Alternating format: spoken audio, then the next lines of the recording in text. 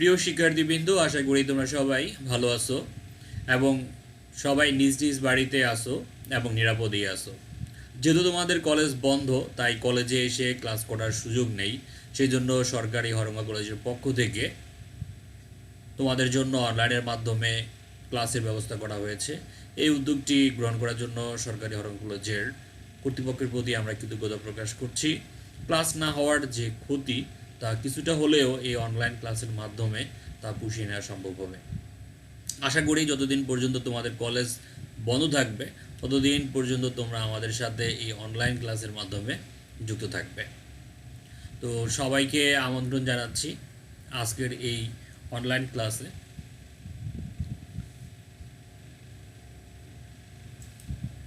সরকারি হরঙ্গা কলেজ কর্তৃক আয়োজিত এই অনলাইন ক্লাসে সবাইকে আমন্ত্রণ জানাচ্ছি। আর আজকের এই ক্লাসটি প্রেজেন্ট করতে যাচ্ছি আমি Mohammad Mamunur Rashid, lecturer management, government Haranga college, Munshiganj. Lecture on, আজকে আমি মূলত অনার্স থার্ড ইয়ারের BBA honours third year course name management accounting. Management অ্যাকাউন্টিংয়ের একটি ইম্পর্টেন্ট চ্যাপ্টার ফ্লেক্সিবল বাজেট, সেই ফ্লেক্সিবল বাজেট নিয়ে আমি আজকে আলোচনা করতে যাচ্ছি।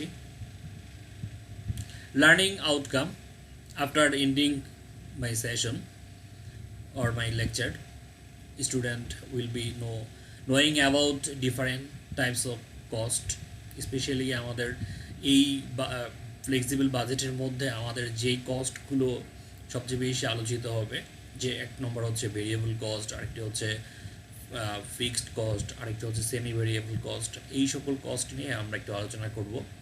তারপর হচ্ছে সলভ দ্য ম্যাথমেটিক্যাল প্রবলেম, বিভিন্ন ধরনের যে গাণিতিক সমস্যাগুলো থাকে পরীক্ষায় সেগুলো নিয়ে আমরা একটু আলোচনা করব। তো আমি বলেছিলাম যে এই ফ্লেক্সিবল বাজেটে আমাদের মূলত তিন ধরনের কস্টকে আমরা দেখতে পাই। একটি হচ্ছে ফিক্সড কস্ট, আরেকটি হচ্ছে ভেরিয়েবল কস্ট, আরেকটি হচ্ছে semi variable cost. Fixed cost বলতে বোঝায় যা একেবারেই নির্ধারিত থাকবে, কোনোভাবেই সেটা আর বাড়বেও না কমবেও না।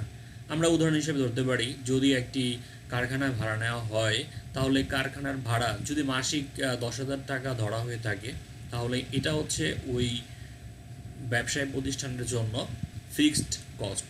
এই কারখানায় যদি সে 10,000 পিস পণ্য উৎপাদন করে, তারপরেও মাস শেষে তাকে কিন্তু 10,000 টাকা ভাড়া দিতে হবে। আবার যদি কোনো মাসে উৎপাদন কমে যায়, অর্থাৎ 5,000 পিস সে যদি পণ্য উৎপাদন করে, তারপরেও কিন্তু ওই মাসে তাকে 10,000 টাকাই দিতে হবে। আবার কোনো মাসে যদি তার অর্ডার বেড়ে যায়, তাহলে সেই মাসে যদি উৎপাদন বাড়ে, সেক্ষেত্রে যদি 15,000 পিসও উৎপাদন করে, ইভেন যদি সে 20,000 পিসও উৎপাদন করে, তাকে কিন্তু 10,000 টাকার বেশি ভাড়া দিতে হবে না। এটা হচ্ছে ফিক্সড কস্ট। তারপর আরেকটি হচ্ছে ভেরিয়েবল কস্ট। ভেরিয়েবল কস্ট হচ্ছে যত উৎপাদন হবে তত বেশি খরচ বাড়বে, যত বেশি উৎপাদন হবে তত বেশি র মেটেরিয়ালস লাগবে, তত বেশি খরচ হবে। এখন উৎপাদন যদি কম হয় তাহলে র মেটেরিয়ালস কম ব্যবহার হবে, সুতরাং খরচও হবে কম। আরেকটি হচ্ছে semi variable cost. Semi variable cost বলতে বোঝায় যেটার মধ্যে ফিক্সড কস্টও কিছু ইনক্লুডেড এবং ভেরিয়েবল কস্টও ইনক্লুডেড, যেটা ভেরিয়েবল কস্টও না ফিক্সড কস্টও না, আবার যার মধ্যে ফিক্সড কস্টও আছে এবং ভেরিয়েবল কস্টও রয়েছে, এমন যদি হয়ে থাকে তাহলে সেটাকে ভেরিয়েবল কস্ট বলতে পারি। উদাহরণ হিসেবে আমরা বলতে পারি যেমন কারেন্টের বিল। কারেন্টের বিলের একটা লিমিট থাকে, প্রথম এত ইউনিট, যেমন 75 ইউনিট বা এরকম একটা টাইম, একটা ফ্রেম দেওয়া আছে যে যদি সে 75 ইউনিট ব্যবহার করে তাহলে তাকে এই পরিমাণ বিল দিতে হবে। আর যদি 75 ইউনিটের থেকে বেশি হয় তাহলে কিন্তু তাকে আবার আরেকটি রেটে দিতে হয়। আর যদি 75 ইউনিটের কম হয় তারপরেও কিন্তু তাকে একটা নির্দিষ্ট পরিমাণ দিতে হয়। এটা হচ্ছে আমাদের সেমি ভেরিয়েবল, যেখানে আমাদের কিছু ফিক্সড থাকবে এবং কিছু ভেরিয়েবল থাকবে। এটা হচ্ছে আমাদের সেমি ভেরিয়েবল কস্ট। তাহলে ফিক্সড কস্ট যেখানে আমরা দেখতে পাচ্ছি, অর্থাৎ প্রতিষ্ঠানের যে ব্যয়টি একেবারেই সুনির্দিষ্ট, এমন ধরনের ব্যয়কে আমরা ফিক্সড কস্ট বলতে পারি। যেমন কারখানা ভাড়া, আবার শ্রমিকদের বেতন যদি এরকম হয়, নির্ধারিত হয়, তাহলে সেটা ফিক্সড কস্ট। আর ভেরিয়েবল কস্ট, যেমন আমি যদি শ্রমিকের বেতন, সে যত বেশি কাজ করবে বা উৎপাদন করবে তাহলে তার মজুরি তত হবে, সেটাকে আমরা ভেরিয়েবল কস্ট বলতে পারি। অথবা আমাদের যে র ম্যাটেরিয়ালস ব্যবহার হয়, সেই র ম্যাটেরিয়ালস যদি উৎপাদন বাড়ে তাহলে র ম্যাটেরিয়ালস বাড়বে, তাহলে সেটা হচ্ছে আমাদের ভেরিয়েবল কস্ট। আর সেমি ভেরিয়েবল কস্ট বলতে বোঝায় যেগুলো আমাদের উৎপাদনের সাথে জড়িত, কিছু ফিক্স থাকবে এবং কিছু ভেরিয়েবল থাকবে, এমন ধরনের কে আমরা সেমি ভেরিয়েবল বলি। তো এই অধ্যায়ের মধ্যে আমাদের আরও কিছু গুরুত্বপূর্ণ জিনিস নিয়ে আমরা আলোচনা করব, সেটা হচ্ছে প্রাইম কস্ট। আমরা ইতিমধ্যে কস্ট কনসেপ্ট, ক্লাসিফিকেশন, সেই অধ্যায়ের মধ্যে কিন্তু আমরা প্রাইম কস্ট কীভাবে নির্ণয় করতে হয় সেটা নিয়ে আলোচনা করেছিলাম। তারপরেও বলে রাখি, আমাদের যে ডাইরেক্ট এক্সপেন্সগুলো, বিশেষ করে ডাইরেক্ট ম্যাটেরিয়ালস, ডাইরেক্ট লেবার এবং আদার ডাইরেক্ট এক্সপেন্স, এগুলো যোগ করলে আমরা যেটা পাবো সেটা হচ্ছে প্রাইম কস্ট। এবং প্রাইম কস্টের সাথে যদি আমি ফ্যাক্টরি ওভারহেড বা এরকম টাইপের যেই ওভারহেড টাইপের, ভেরিয়েবল ওভারহেড টাইপের যদি যেই এক্সপেন্সগুলো আছে সেগুলো যদি যোগ করি, তাহলে আমাদের আসবে মার্জিনাল কস্ট। তো আমরা এই অধ্যায়ের মধ্যে ফিক্সড কস্ট এবং ভেরিয়েবল কস্ট এটা নিয়ে আলোচনা করব। তারপরে তোমাদের একটা বাসায় আমি একটা হোমওয়ার্ক দিয়ে দিচ্ছি, তোমরা এটা করার চেষ্টা করবে। ফিক্সড বাজেট এবং ফ্লেক্সিবল বাজেটের মধ্যে পার্থক্য আছে কিনা, বা পার্থক্য যদি থাকে তাহলে সেগুলো পার্থক্য কি, অ্যাটলিস্ট 3টি থেকে 4টি, বিশেষ করে এই ধরনের প্রশ্ন তোমরা পার্ট বি তে, অর্থাৎ 4 নম্বরের জন্য পেয়ে থাকবে। তো মিনিমাম 5টি পার্থক্য লেখার চেষ্টা করবে। তোমাদের যে টেক্সট বুক রয়েছে সেই বুকের সহায়তা নিয়ে তোমরা এটা হোমওয়ার্ক করবে। অর্থাৎ ফিক্সড বাজেট এবং ফ্লেক্সিবল বাজেটের মধ্যে যে পার্থক্য রয়েছে সেই পার্থক্যগুলো তোমরা এখানে লিখবে। তো আমাদের আজকের ফ্লেক্সিবল বাজেট থেকে যদি আমরা ম্যাথমেটিক্যাল প্রবলেম করতে চাই, তাহলে আমাদের একটা শখ রয়েছে, সেই শখটি আমরা একটু দেখি। ফ্লেক্সিবল বাজেটের আমাদের একটা ঘর থাকবে, সেই ঘরের মধ্যে প্রথম হচ্ছে পার্টিকুলার্স, তারপর হচ্ছে রেট। এই রেট বলতে বোঝাচ্ছে যে একটা ডাইরেক্ট ম্যাটেরিয়ালসের রেট কত, লেবারের কত, তারপর হচ্ছে এক্সপেন্স কত। এই ঘরটা আমরা সেই রেটটা লিখব, প্রশ্নে দেওয়া থাকবে, সেই প্রশ্নের অনুযায়ী আমরা এই রেটটা লিখব। লেভেল অফ অ্যাক্টিভিটি, এখন অ্যাক্টিভিটির লেভেলটা কেমন, যদি 100% হয় তাহলে 100%, যদি 80% হয় তাহলে 80%, যদি 50% হয় তাহলে 50%। এখন 100% বলতে বোঝাচ্ছে, 100% লেভেল বলতে বোঝাচ্ছে মূল যে উৎপাদন হবে সেই মূল উৎপাদনের পরিমাণটা 100%। এখন এটা পার্সেন্টেজ আকারে থাকতে পারে অথবা ইউনিট আকারে থাকতে পারে। যেমন 100% ইউনিট এরকম থাকতে পারে, অথবা এখানে 10,000 ইউনিট থাকলো, এখানে 8,000 ইউনিট থাকলো, এখানে হচ্ছে 5,000 ইউনিট থাকলো। তাহলে পরীক্ষায় দুই রকমভাবে এই লেভেলটা থাকতে পারে, কখনো থাকতে পারে পার্সেন্টেজ আকারে, আবার কখনো থাকতে পারে ইউনিট আকারে। তো যেভাবে থাকুক আমরা সেভাবেই সেই মান নিয়ে আমরা কাজ করব। তো এক নাম্বার আমাদের হচ্ছে প্রাইম কস্ট। তো প্রাইম কস্ট কীভাবে বের করতে হয় সেটা আমরা জানি, সেটা হচ্ছে ডাইরেক্ট ম্যাটেরিয়াল, ডাইরেক্ট লেবার এবং আদার ডাইরেক্ট এক্সপেন্স, এই তিনটাকে যোগ করলে যেটা পাওয়া যাবে, অর্থাৎ প্রাইম কস্ট।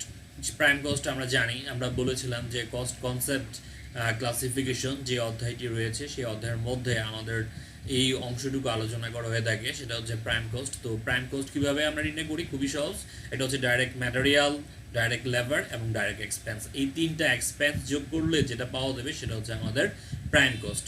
এবার প্রাইম কস্টের সাথে আমি বলেছিলাম ভেরিয়েবল ওভারহেড, যেই ওভারহেডগুলো রয়েছে, যেমন indirect material, indirect labour, repair and maintenance, এই তিনটা যোগ করলে যেটা পাওয়া যাবে সেটা হচ্ছে আমাদের টোটাল ভেরিয়েবল কস্ট বা ভেরিয়েবল ওভারহেড। তাহলে এবার আমরা এই প্রাইম কস্ট এবং ভেরিয়েবল ওভারহেড এই দুইটা যোগ করলে যেটা পাবো সেটাকে বলা হচ্ছে মার্জিনাল কস্ট। এখানে আমাদের বোঝানোর জন্য 1+2, অর্থাৎ 1 নাম্বারটা প্রাইম কস্ট, 2 নাম্বার হচ্ছে ভেরিয়েবল ওভারহেড। অর্থাৎ প্রাইম কস্ট এবং ভেরিয়েবল ওভারহেড এই দুইটা যোগ করে আমরা মার্জিনাল কস্ট পাবো। এবার তোমাদের প্রশ্নে যদি সেলস দেওয়া থাকে, তাহলে সেই সেলস থেকে যদি আমরা এই মার্জিনাল কস্টটা বাদ দেই, তাহলে যেটা পাওয়া যাবে সেটা হচ্ছে কন্ট্রিবিউশন। অর্থাৎ মার্জিনাল কস্টটা সেলস থেকে বাদ দেওয়ার পর যেটা পাওয়া যাবে সেটা হচ্ছে কন্ট্রিবিউশন। এখন যদি সেলস দেওয়া না থাকে, তোমাদের প্রশ্নে হয়তো বা টোটাল কস্টের পরিমাণটা বের করতে বলবে, তাহলে সেক্ষেত্রে কিন্তু এই মার্জিনাল কস্টের সাথে আমরা ফিক্সড ওভারহেড এটা যোগ করে দিব। যেমন ফিক্সড ওভারহেডের মধ্যে রয়েছে fixed production overhead, administrative overhead এবং সেলিং ওভারহেড। যেটা ফিক্সড আমি একটু আগে আলোচনা করেছিলাম, ভেরিয়েবল ওভারহেড, তারপর হচ্ছে ফিক্সড ওভারহেড। ভেরিয়েবল মানে হচ্ছে যেগুলো চেঞ্জেবল, আর ফিক্সড সেগুলো যেগুলো আমাদের চেঞ্জ থাকবে না। পরিমাণ যদি 50% হয়, তার জন্য যত টাকা খরচ হবে 100%, ইভেন 80% হোক, সেটার জন্য কিন্তু একই রকমের খরচ হবে। এবার আমাদের এই কন্ট্রিবিউশন থেকে ফিক্সড ওভারহেড বাদ দিলে যেটা পাওয়া যাবে সেটা হচ্ছে আমাদের প্রফিট অর লস। যদি বেশি হয় তাহলে প্রফিট হবে, আর যদি কম হয় তাহলে লস হবে।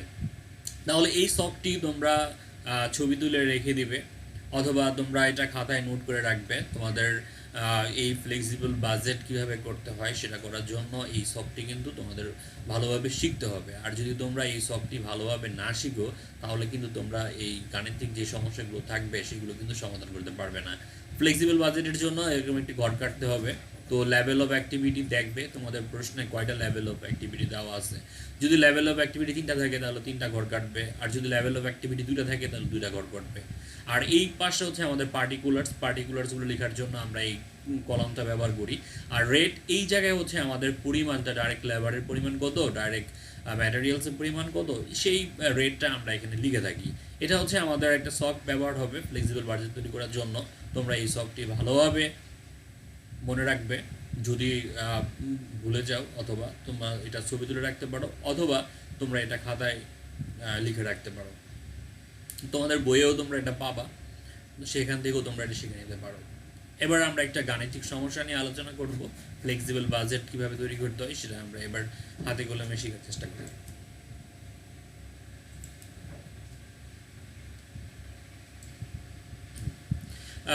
The expenses budget for the 10,000 unit of a production in a factory is as follows.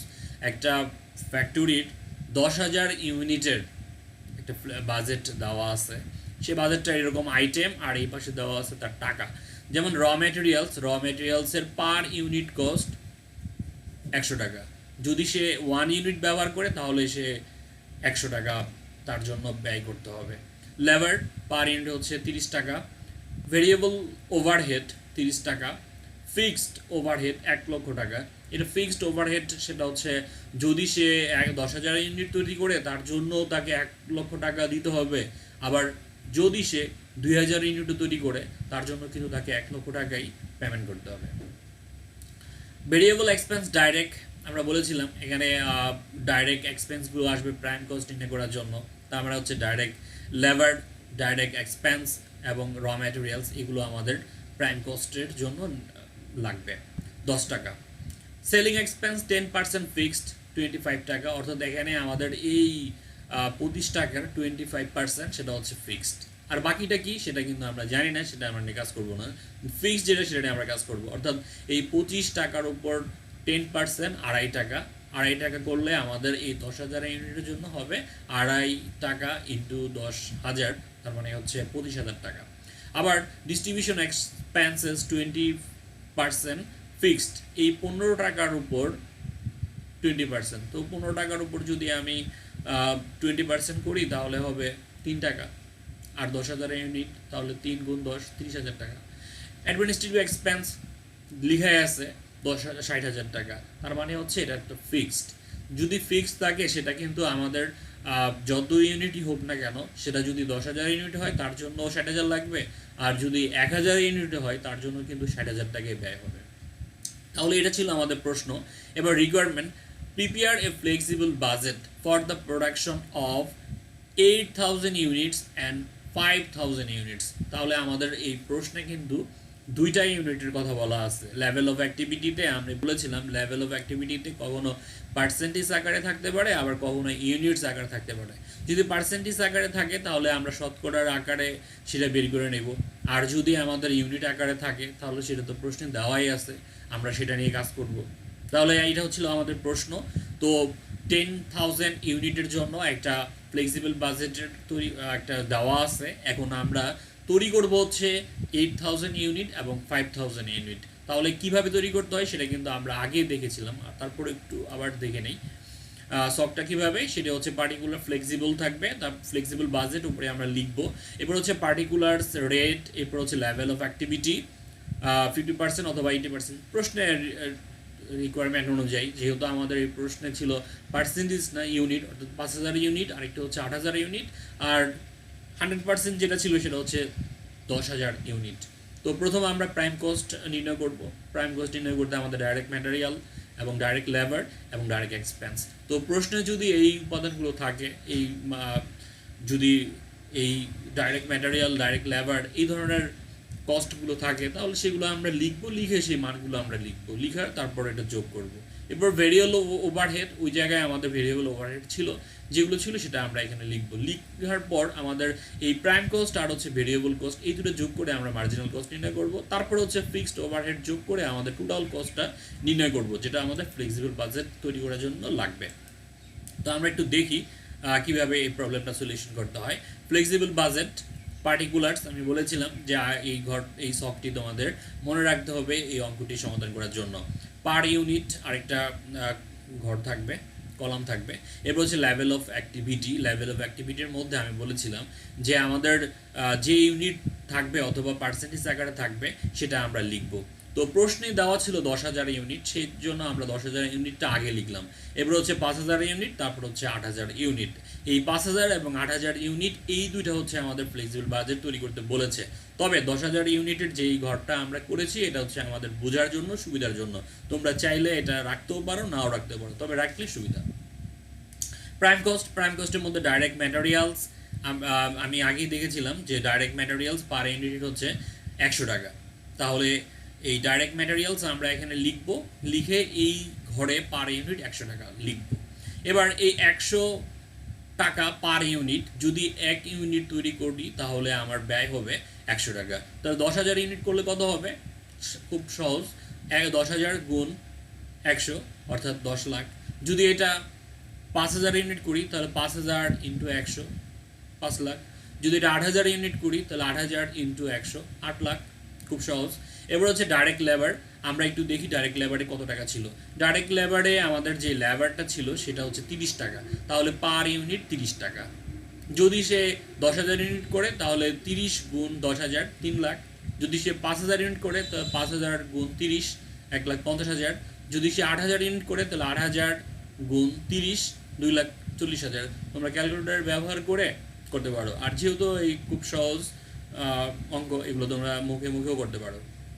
এরপর হচ্ছে ডাইরেক্ট এক্সপেন্স। এই জায়গায় আমাদের ডাইরেক্ট এক্সপেন্স ছিল, সেটা হচ্ছে আমাদের ভেরিয়েবল এক্সপেন্স ব্র্যাকেট দিয়ে লিখা ডাইরেক্ট, অর্থাৎ ভেরিয়েবল এক্সপেন্স হলেও এটা ডাইরেক্ট, কারণ এটা আমাদের প্রশ্নে ডাইরেক্ট লিখা ছিল বিধায় এটা আমরা কিন্তু ডাইরেক্ট প্রাইম কস্টের মধ্যে এটা ইনক্লুড করব। যদি এটা আমাদের ডাইরেক্ট লেখাটা না থাকতো তাহলে কিন্তু এটা আমাদের প্রাইম কস্টের মধ্যে আসতো না। আর যেহেতু এটা আমার নির্দেশ করে দিয়েছে ডাইরেক্ট, সুতরাং এটা আমাদের ডাইরেক্ট কস্টের মধ্যে যাবে। তাহলে 10 টাকা আমাদের যাচ্ছে কোথায়? প্রাইম কস্টে। তো ডাইরেক্ট এক্সপেন্স 10 টাকা। এবার 10 টাকা পার ইউনিট, 1 ইউনিট করলে 10 টাকা, 10,000 ইউনিট করলে 10,000 গুণ 10 1 লাখ, 5,000 করলে 5,000 গুণ 10 50,000, 8,000 করলে 8,000 গুণ 10 80,000। এরপর আমরা এই যে 10,000 ইউনিটের যেটা করলাম, অর্থাৎ 10 লাখ 3 লাখ 1 লাখ 10 3 13 আর 1 14 লাখ টাকা এখানে লিখলাম। এরপর একইভাবে তোমরা এই কাজগুলো ক্যালকুলেটর ব্যবহার করে করবে, অথবা ক্যালকুলেটর ছাড়া মুখেও করতে পারো। 5 আর 1 6, 6 আর 50 50 1 7, এই 7 লাখ টাকা এখানে এইভাবেই যোগ করে এখানে আমাদের 11,20,000 টাকা হবে। এইটা হচ্ছে আমাদের prime cost, total prime cost, অর্থাৎ ডাইরেক্ট ম্যাটেরিয়াল, ডাইরেক্ট লেবার, আদার ডাইরেক্ট এক্সপেন্স, এই তিনটি কস্ট যোগ করে যেটা পাওয়া যাবে সেটাকে বলা হয় প্রাইম কস্ট। এরপর দ্বিতীয় যেই আমাদের ধাপ থাকবে সেটা হচ্ছে ভেরিয়েবল কস্ট। ভেরিয়েবল কস্টের মধ্যে আমাদের কি ছিল সেটা আমরা একটু দেখি। ভেরিয়েবল ওভারহেড 30 টাকা পার ইউনিট, তাহলে আমরা ভেরিয়েবল ওভারহেড এখানে নিয়ে আসবো। ভেরিয়েবল ওভারহেড পার ইউনিট কত? 30 টাকা। 30 টাকার মধ্যে হচ্ছে আমাদের এই 10,000 আর মধ্যে হচ্ছে 30, তাহলে 10,000 ইন্টু 30 কত টাকা? 3 লাখ টাকা। তাহলে এই 5,000 গুণ 30 কত? 1,50,000। 8,000 গুণ 30 2,40,000 টাকা। এবার আমরা প্রশ্ন আরেকটু ফিরে যাই। প্রশ্নে আমাদের সেলিং এক্সপেন্স 10% ফিক্সড ছিল, তাহলে এই 25 টাকার 10% করলে হবে 2 টাকা 50 পয়সা। 2 টাকা 50 পয়সা হচ্ছে ফিক্সড, তাহলে বাকিটা কি, তাই না, প্রশ্ন থেকে যায়। তাহলে বাকিটা হচ্ছে আমাদের ভেরিয়েবল। তাহলে এই 25 টাকা থেকে 2 টাকা 50 পয়সা বাদ দিলে থাকবে হচ্ছে 22 টাকা 50 পয়সা। তোমরা এটা খসড়া করে নিতে পারো। সেলিং এক্সপেন্স 10% ফিক্সড, এই ফিক্সডটা হচ্ছে আমাদের ফিক্সডের মধ্যে যাবে, আর 22 টাকা 50 পয়সা এটা হচ্ছে ভেরিয়েবল এক্সপেন্সের মধ্যে যাবে। একইভাবে আমাদের ডিস্ট্রিবিউশন এক্সপেন্স 20% ফিক্সড, তাহলে এই 15 টাকার উপর 20% বলেছিলাম যে করলে ক্যালকুলেটর ব্যবহার করে তোমরা করবে, 3 টাকা হবে।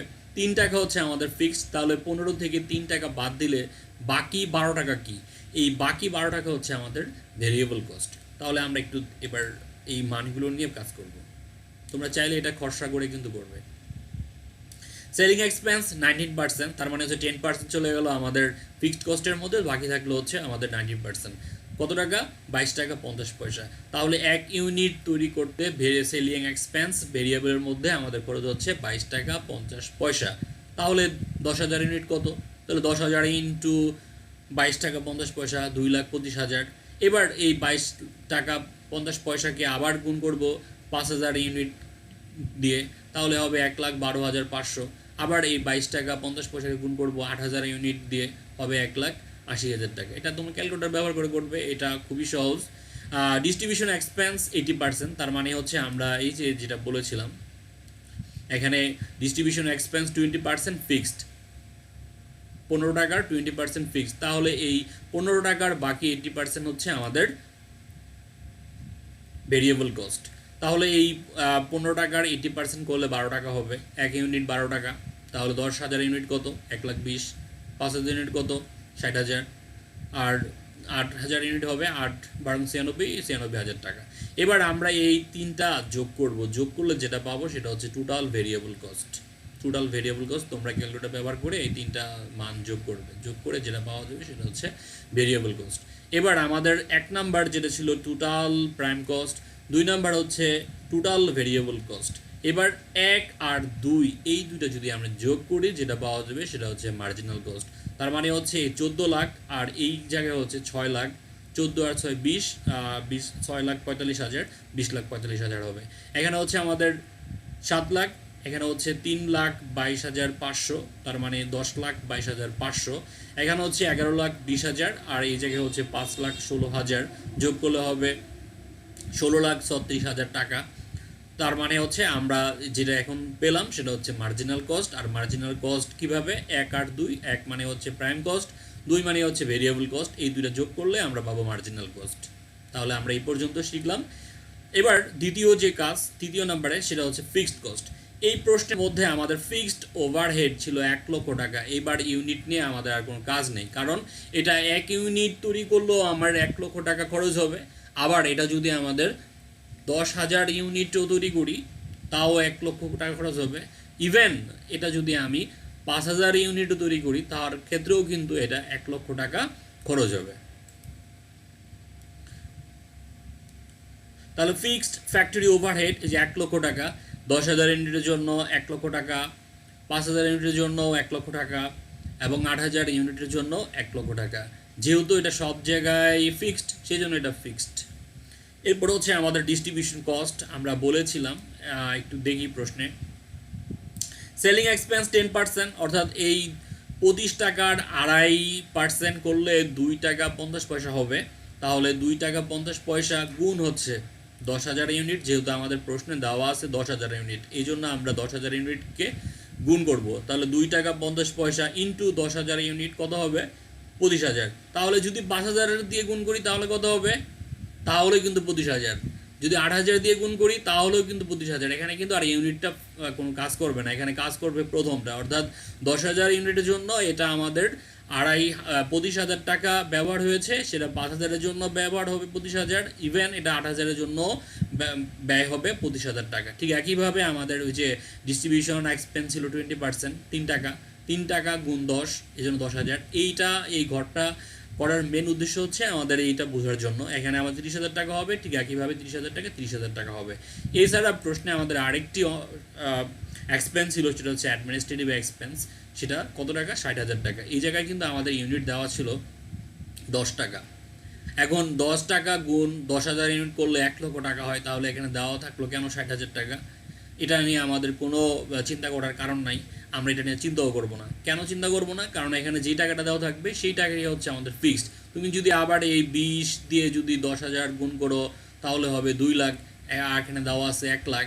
এই 1 লাখ হচ্ছে ফিক্সড, আর বাকিটা নিয়ে আমাদের আর চিন্তা করার কোনো দরকার নেই। তাহলে এই জায়গায় আমাদের অ্যাডমিনিস্ট্রেটিভ এক্সপেন্স হচ্ছে 60,000 টাকা। 60,000 টাকা সেটা 10,000 ইউনিটের জন্য হবে, 5,000 ইউনিটের জন্য হবে এবং 8,000 ইউনিটের জন্য হবে।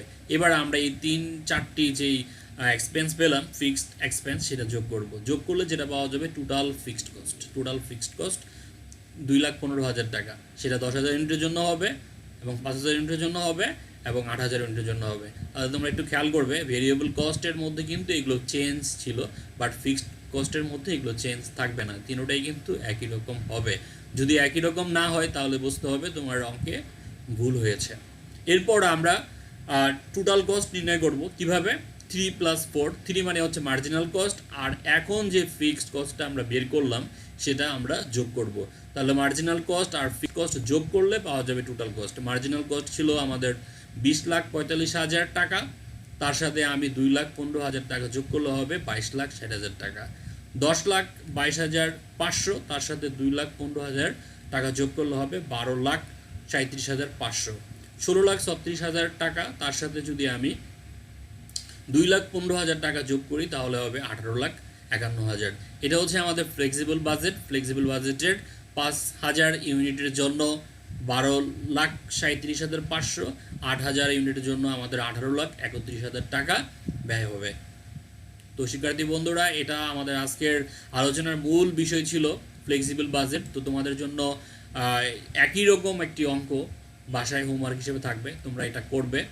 তোমাদের বইয়েও এই প্রশ্নটা পাবে, অথবা তোমরা এই প্রশ্নটি এখান থেকে তুলে নিতে পারো, অথবা ছবি তুলে নিতে পারো। ছবি তুলে নিয়ে তোমরা এটা সমাধান করতে পারো, এবং আশা করি তোমরা একইভাবে এটা সমাধান করতে পারবে। এটারও লেভেল অফ অ্যাক্টিভিটি হচ্ছে কিন্তু আমাদের 8,000 ইউনিট এবং 5,000 ইউনিট। শুধুমাত্র এখানে আমাদের র মেটেরিয়ালস আগে ছিল 100 টাকা, এখন হচ্ছে 90 টাকা। আগে ছিল লেবার 30 টাকা, এখন হচ্ছে আমাদের 25 টাকা।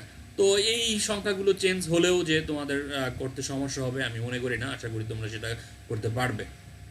তো আশা করি তোমরা এই হোমওয়ার্কটি করবে। যদি কোথাও বুঝতে সমস্যা হয় তাহলে ফেসবুকে আমাদের কমেন্ট করে জানাবে, অথবা আমাদেরকে ফোন করেও বলতে পারো যে স্যার আমি এই জায়গায় বুঝতে পারি নাই। আমি চেষ্টা করব সেই জায়গায় আবার তোমাদেরকে বুঝিয়ে দেওয়ার জন্য। তো পরবর্তী ক্লাসের দেখার আহ্বান জানিয়ে আজকের মতো এখান থেকে বিদায় নিচ্ছি। সবাই ভালো থাকবে এবং বাসায় থাকবে। Thank you all.